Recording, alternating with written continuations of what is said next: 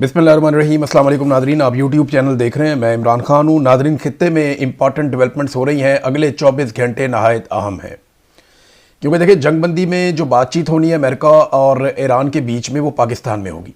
इस्लामाबाद में तैयारियाँ कर ली गई हैं। इस्लामाबाद ने शानदार रोल प्ले किया इसमें, और पाकिस्तान का जो किरदार होना चाहिए था वही किरदार पाकिस्तान का रहा। और इसका सबसे ज़्यादा क्रेडिट पाकिस्तान की आवाम को जाता है कि वो किसी भी नफरत की आग में नहीं जले, बल्कि पाकिस्तान के लोगों ने इस बात के ऊपर दबाव डालकर रखा आखिरी दिन तक कि पाकिस्तान का किरदार सिर्फ और सिर्फ जंगबंदी के लिए होना चाहिए, हमें किसी की भी साइड नहीं लेनी चाहिए।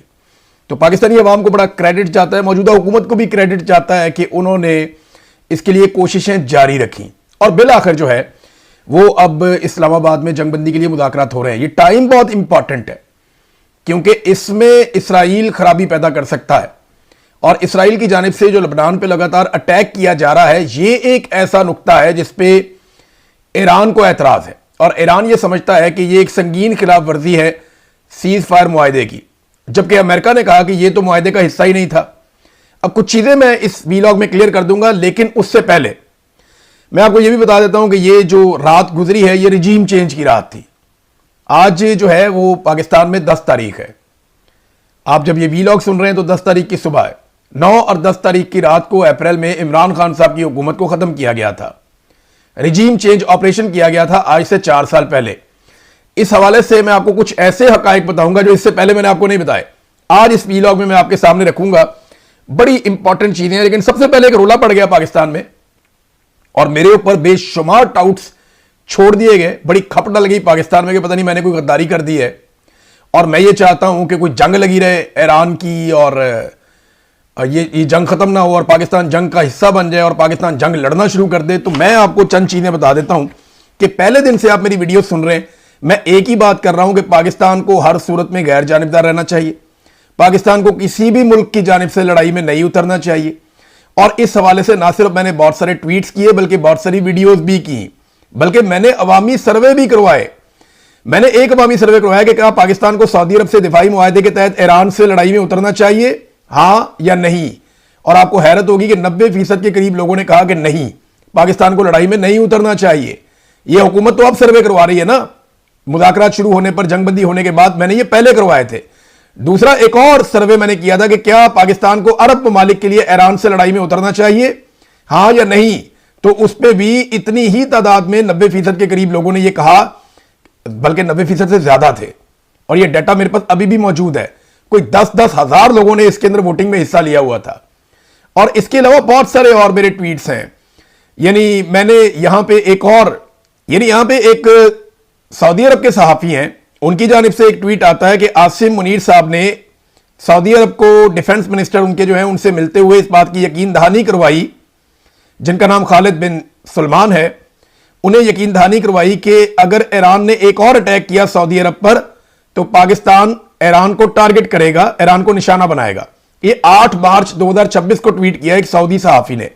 मैंने उसके ऊपर लिखा, इस यकीन दहानी पर अमल हुआ और पाकिस्तान ईरान के खिलाफ लड़ाई में उतरा तो इसराइल को काफी मदद मिलेगी। मैंने उस वक्त भी पाकिस्तान के लड़ाई में उतरने की मुखालफत की थी। इसके अलावा एक सुहेल अफरीदी ने ट्वीट किया था, उसके ऊपर भी मैंने एक ट्वीट किया था। सुहेल अफरीदी ने कहा कि पाकिस्तान को हमेशा अमन और मुज़ाकरात के लिए किरदार अदा करना चाहिए। और उस पर मेरा ट्वीट है, और यह तारीख भी मैं आपको बता देता हूं। यह 1 अप्रैल 2026 का ट्वीट है। तब तक किसी के नहीं आइडिया में था कि जंगबंदी होगी या नहीं होगी। पाकिस्तान को अमन ही के लिए कोशिश करनी चाहिए, क्योंकि यही हमें हर लिहाज से सूट करता है। और मैं हमेशा यही कहता रहा हूं कि जंगबंदी होनी चाहिए, हर जगह पे मैंने यही बात की है। लेकिन मैंने एक खबर ब्रेक की, जिस खबर से पूरे पाकिस्तान में रोला पड़ गया। खबर यह थी कि जो शहबाज शरीफ साहब ने ट्वीट किया वो कॉपी पेस्ट है, और वो व्हाइट हाउस से होकर आया है। और मैंने ये बताया कि ये व्हाइट हाउस ने इनको ट्वीट करने का कहा है, तो इन्होंने ट्वीट किया है। और नालायकी इनकी ये है कि जो पहली लाइन जिसको मिटाना था, जिसमें लिखा हुआ था पाकिस्तान पीएम, यानी वो ड्राफ्ट था Pakistan PM post on x, तो वो जो चीज है वो मिटाने की बजाय उसको भी साथ ही छाप दिया। नालायकी इनकी ये थी। मैंने इसकी कर दी निशानदेही, और मैंने बता दिया कि काम तो अच्छा हुआ, जंगबंदी हो गई और इस पर सबको खुशी है, लेकिन हमारे वजीर आजम ने नालायकी दिखाई है। और वैसे भी डोनाल्ड ट्रंप को नालायक लोग पसंद हैं। मैंने ये किया, इसके बाद जो रोला पड़ा पाकिस्तान में कि पता नहीं मैं गद्दार हूं, मैं चाह रहा हूं पाकिस्तान जंग में उतर जाए, पाकिस्तान सऊदीया से लड़े या पाकिस्तान ईरान से लड़े, मैंने तो ऐसी बात कही नहीं की।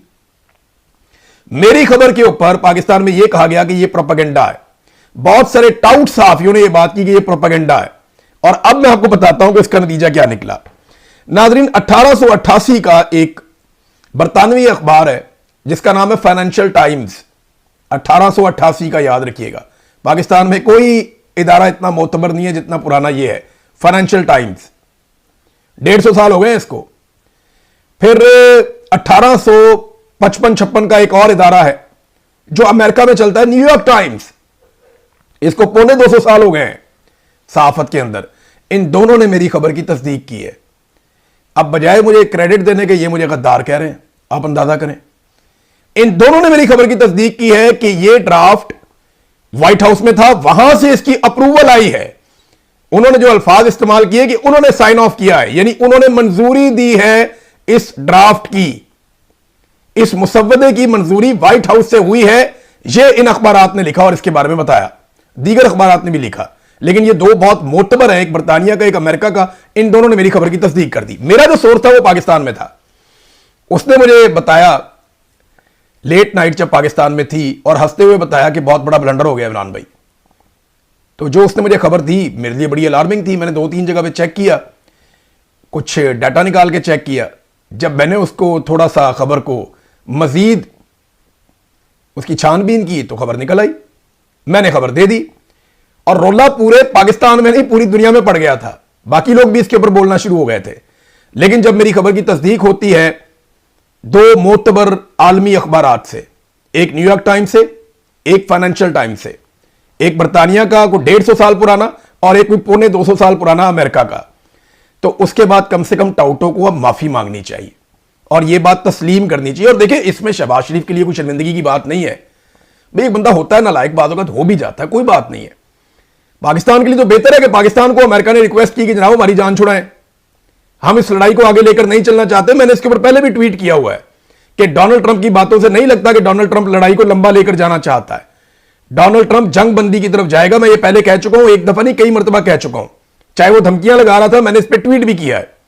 मेरा यह अंदाजा था कि ये इतना लंबा लेकर जा नहीं पाएगा, ट्रंप को इस लड़ाई में से हर हाल में निकलना पड़ेगा। अब इंटरेस्टिंग बात यह है कि जिन लोगों ने इसको प्रोपेगेंडा करार दिया, जिन लोगों ने इसको गद्दारी करार दिया, अब वो फाइनेंशियल टाइम्स को और न्यूयॉर्क टाइम्स को भी गद्दार कहेंगे। जाए ना जाकर इन इदारों के ऊपर केस कर दें, नहीं तो हुकूमत पाकिस्तान या शहबाज शरीफ बरतानिया में आके मेरे पे केस कर दें। भाई यहां की अदालतों पे तो इनको यकीन है ना, आए मेरे पे केस करें और साबित करें कि ऐसा नहीं हुआ, करें ना केस मेरे ऊपर यहां पे आके। तो ये कभी केस नहीं करेंगे, ये झूठे हैं, फ्रॉडी हैं।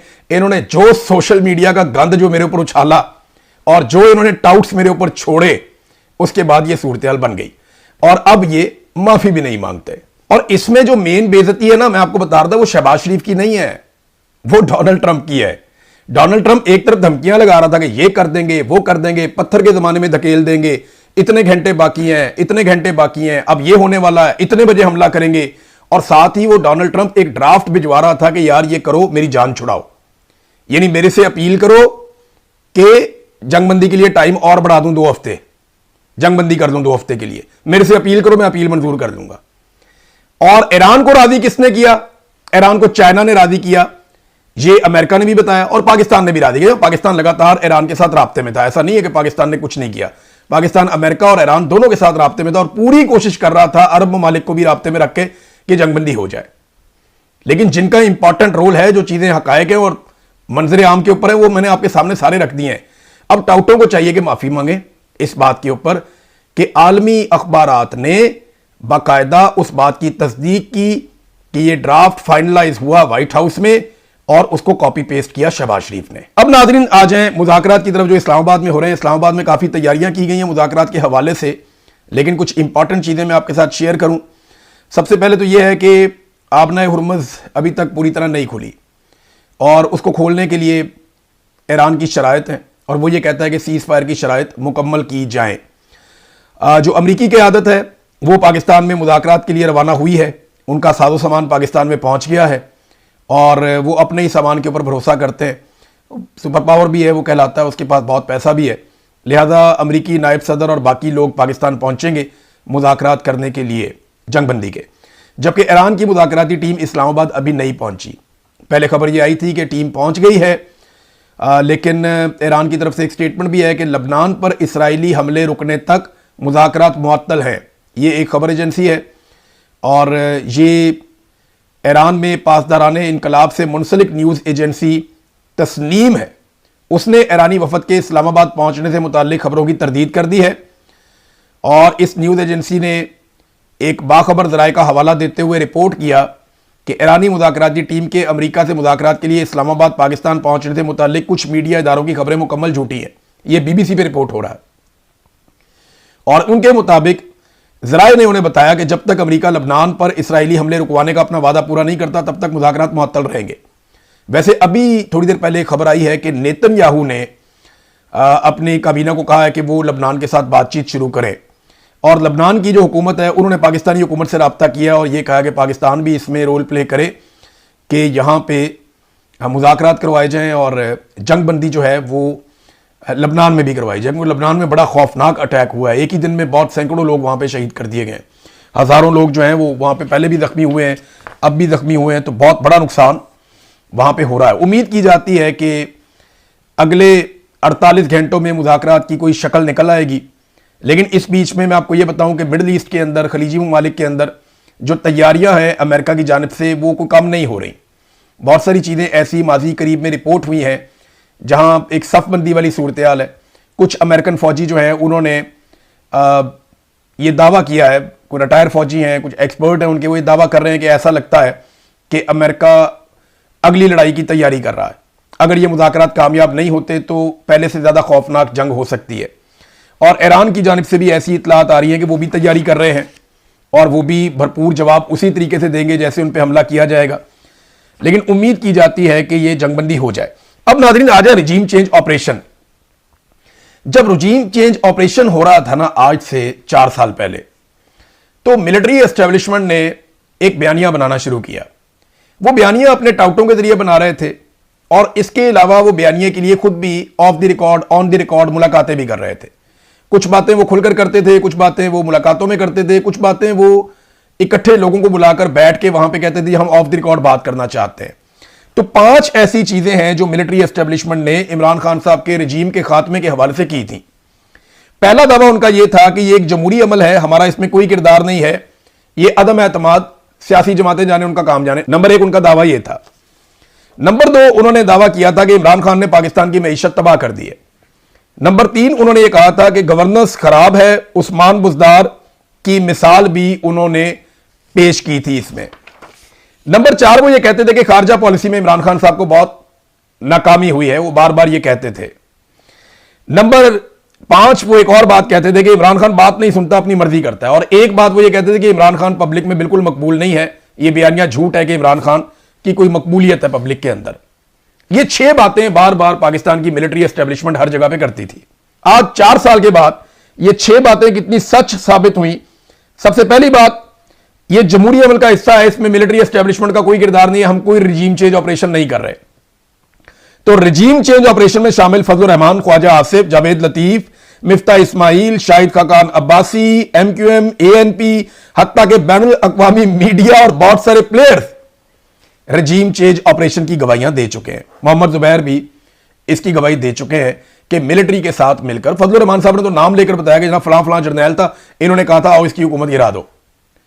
तो रजीम चेंज ऑपरेशन की गवाहियां आ चुकी हैं। फौज की यह बात जो मिलिट्री एस्टेब्लिशमेंट ने उस वक्त कही वो गलत साबित हुई। नंबर 2, इमरान खान ने मईशत तबाह कर दी। यह बयानिया बहुत फैलाया गया उस वक्त, महंगाई बहुत है, मईशत तबाह हो गई। तो कर्जे इमरान खान साहब के दौर में जितने थे आज उससे दुगने हैं। यानी 75 साल में पाकिस्तान ने जितने कर्जे लिए 4 साल में उतने ले लिए। बेरोजगारी इमरान खान के दौर से ज्यादा है। गुर्बत की शरह इमरान खान के दौर से बहुत ज्यादा है। बजट खसारा इमरान खान साहब के दौर से डबल है। तरक्की की शरह यानी जो शरह नमू जिसे कहते हैं, इमरान खान के दौर में जो 6.18% तक पहुंच गई थी, 6% के करीब 2 साल तक रही है। यानी अगर आप एवरेज निकालें तो 6% थी, वो माइनस में चली गई थी, बड़ी मुश्किल से 3 तक पहुंचे हैं ये। फिर बिजली की कीमत 3 गुना हो गई, कम से कम 3 गुना बिजली की कीमत हो गई। गैस की कीमत जो है वो 800 से 900% बढ़ गई। पेट्रोल की कीमतें जो है जो इन्होंने कम करनी थी वो 150 से बढ़ा के आज 300 से ऊपर हैं। और जनरल बाबर का आपको बयान याद होगा कि डॉलर की कीमत नीचे आई है हुकूमत तब्दील होने के बाद। तो इमरान खान साहब के दौर में जितने का डॉलर था आज उससे 100 पैसे भी ज्यादा महंगा हो चुका है, यानी कितनी कीमत डॉलर की भी बढ़ गई है। सरमायाकारी पाकिस्तान की 50 साल की कम तरीन सतह पे है। जो इमरान खान साहब के दौर में सरमायाकारी आ रही थी, आईएमएफ के जाल में पाकिस्तान बुरी तरह फंस गया है। आज हमारा बजट आईएमएफ बनाती है, हमारे सारे फैसले आईएमएफ करती है और ये बड़े फख्र से पाकिस्तानी वुज़रा कहते हैं। तो क्लियर हो गया आपको कि मईशत के बारे में जो एक बयानिया बनाया गया महंगाई के बारे में एस्टेब्लिशमेंट की जानिब से, वो बयानिया भी फारिग हो गया 4 साल के बाद। तीसरा बयानिया इन्होंने बनाया था कि इमरान खान की गवर्नेंस खराब है। बुज़दार की मिसाल देते थे।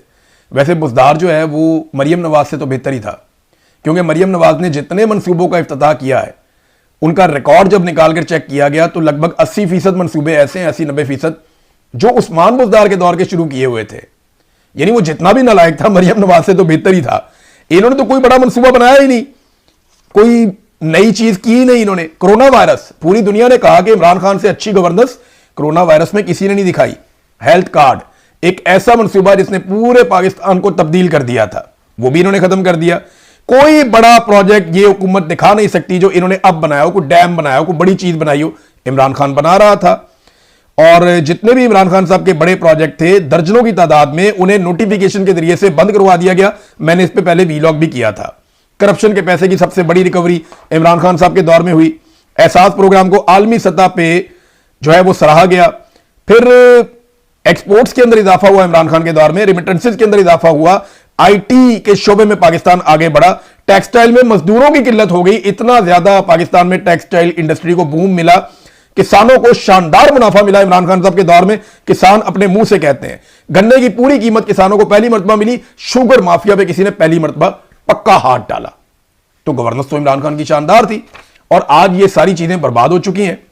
फिर खारजा पॉलिसी में कहते हैं जी इमरान खान नाकाम हो गया था। इमरान खान अब शहबाज शरीफ की तरह सल्यूट तो नहीं मार सकता था ना ट्रंप को, और साफ बात करता था। चीन से अब आपके ताल्लुकात ऐसे हैं, वो कहते हैं जी पैसे वापस करो। यूएई से आपके ताल्लुकात ऐसे हैं, वो कहते हैं जी पैसे वापस करो।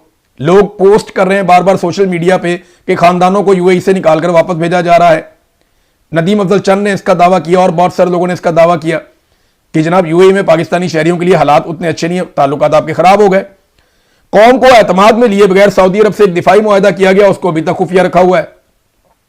बोर्ड ऑफ पीस में ये बड़ी उजलत में शामिल हो गए, उसके ऊपर भी कोई मुशावरत नहीं की इन्होंने।